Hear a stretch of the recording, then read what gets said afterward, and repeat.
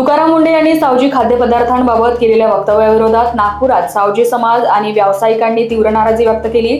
तर त्यांच्या विधानामुळे सावजी व्यवसायांवर 30 ते 35% परिणाम झाल्याचा दावा करण्यात आलाय। सावजी हा विदर्भाचा पारंपरिक खाद्य वारसा असून त्याबाबत चुकीची प्रतिमा निर्माण होत असल्याचे व्यावसायिकांनी सांगितले। तर मुंढे यांचे वक्तव्य मागे घेऊन त्यांनी माफी मागावी अशी मागणी करण्यात आली आहे। अन्यथा संघटनेच्या निर्णयानुसार मोर्चा, आंदोलन आणि न्यायालयीन लढा लढण्याचा इशारा देखील यावेळी दिला। साहेबांनी जे तुकाराम मुंढे साहेबांनी जे वक्तव्य केलं आहे का मी व्यक्तिगत रूपामध्ये तो व्यक्तिगत मी बोललेला आहे, पर तुकाराम मुंढे साहेब आता लहान व्यक्ती राहिलेले नाही, अख्ख्या भारतामध्ये त्यांचं नाव आहे। आणि विदर्भामध्ये सावजी ब्रँड हा प्राचीनकालीन व्यंजन आहे आणि त्याच्यावर आज आमच्या 30 ते 35% व्यवसायावर फरक पडलेला आहे। तुकाराम मुंढे साहेबांनी सांगितलं की बा मी 2007-08 मध्ये माझ्या मित्राकडे मी गेलो होतो आणि तिथं मी सावजी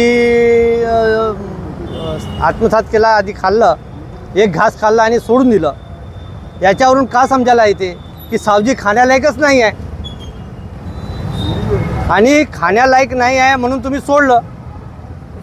अन्न हे परब्रह्म असते, ताट कोणी सोडून जात नाही।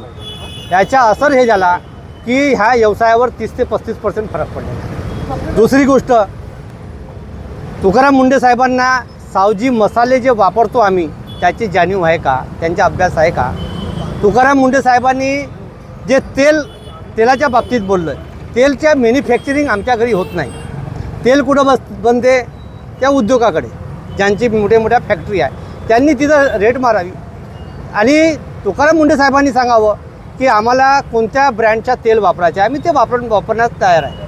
आम्ही तुकाराम मुंढे साहेबांचा विरोध करत नाही, फक्त त्यांचे जे शब्द आहे त्यांनी या शब्दाच्या कुठंतरी आमच्या व्यवसायावर गालबोट लागत आहे। काय तुकाराम मुंढे यांच्या वक्तव्याचं? तुकाराम मुंढे हे IAS अधिकारी आहे। यांनी हा सावजी शब्द जे वापरलेला अमरावतीला कार्यक्रमामध्ये, सावजी समाज म्हटलं तर हलबा समाज, आमचं हलबा समाजाला ठेच पोचलेली आहे। सावजी समाज, सावजी हा फक्त सावजीपुरता नाही आहे, सावजी समाज म्हणजे हलबा समाज। आणि ह्या सावजी यांनी खाल्लं आपल्या मित्राकडे 2007-2008 मध्ये। त्यांनी खरोखर आपला मित्र ते सावजी होते का हा पहिले त्यांनी विचार केला पाहिजे। आणि मी जे शब्द बोलले, सावजी हा खाल्ल्याने मी 1 महिना ॲडमिट होऊ शकतो, तर हा कोणत्या बेसवर त्यांनी बोलले यांचं स्पष्टीकरण मला पाहिजे।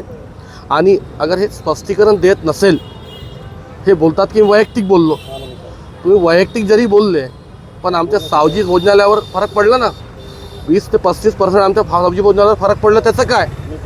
त्यांनी आपला शब्द वापस घ्यावा। अगर त्यांनी शब्द वापस नाही घेतले, मी पोलिसात तक्रार केलेली आहे IAS अधिकाऱ्याच्या विरुद्ध।